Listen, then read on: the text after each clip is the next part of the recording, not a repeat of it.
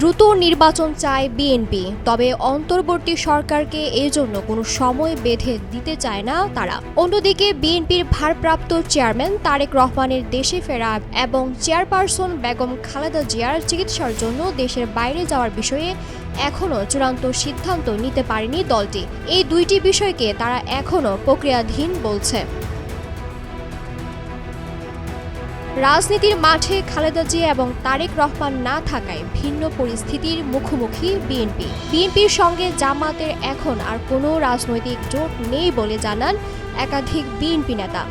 ইতোমধ্যে জামাতের সঙ্গে বিএনপির দূরত্ব বাড়তে শুরু করেছে বলে জানা গেছে। অন্যদিকে গণ অভ্যুত্থানের নেতৃত্ব দানকারী বৈষম্য বিরোধী ছাত্র আন্দোলনের নতুন রাজনৈতিক দল গড়ার বিষয়টিও বিএনপিকে উদ্বিগ্ন করে তুলেছে। তারেক রহমানের দেশে ফেরা প্রসঙ্গে নেতারা বলেন, তার কিছু মামলা মোকদ্দমা এবং আইনি বিষয় আছে, এগুলো আইনি প্রক্রিয়ার মধ্য দিয়ে নিরসন করতে চান, তারপরে তিনি দেশে ফিরে আসার প্ল্যান করবেন। জানা গেছে তারেক রহমানের বিরুদ্ধে একটি মামলা ইতোমধ্যে বাদী প্রত্যাহার করেছেন, এখন বাকিগুলোর আইনি প্রক্রিয়া সম্পন্নের অপেক্ষা। অন্যদিকে চেয়ারপারসন খালেদা জিয়া কবে চিকিৎসার জন্য বিদেশে যেতে পারবেন সেই বিষয়টিও আপাতত অনিশ্চিত। বেগম খালেদা জিয়াকে চিকিৎসার জন্য দেশের বাইরে পাঠানোর বিষয়ে বিএনপি নেতারা বলেন, তার মুভ করা বা লং ফ্লাই করার মতো বডি ফিট আছে কিনা তা চিকিৎসকরাই বলতে পারবেন। 2020 সালে নির্বাহী আদেশে খালেদা জিয়া মুক্তি পেল উন্নত চিকিৎসার জন্য বিদেশে নেওয়া যায়নি। পরিবার থেকে বারবার আবেদন করলেও ফিরিয়ে দেয় আওয়ামী লীগ সরকার। তবে গত 5 আগস্ট ছাত্র জনতার অভ্যুত্থানে পদত্যাগ করে সাবেক প্রধানমন্ত্রী শেখ হাসিনা দেশ ছাড়লে 6 আগস্ট খালেদা জিয়াকে মুক্ত করে দেন রাষ্ট্রপতি। বর্তমানে চিকিৎসার জন্য বিদেশে যেতে আর কোনো বাধা নেই তার।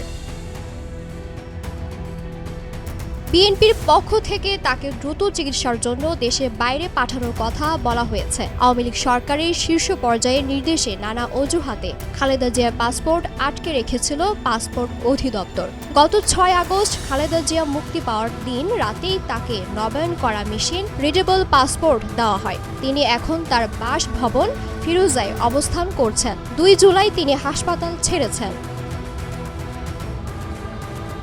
খালেদা জিয়ার ব্যক্তিগত চিকিৎসক বিএনপির স্থায়ী কমিটির সদস্য ডাক্তার AZM জাহিদ হোসেন বলেন, আমরা ইংল্যান্ড ও যুক্তরাষ্ট্রের কয়েকটি হাসপাতালের সঙ্গে যোগাযোগ রক্ষা করে চলছি, কিন্তু লম্বা সময় ফ্লাই করার মতো শারীরিক ফিটনেস এখনও তার আসেনি।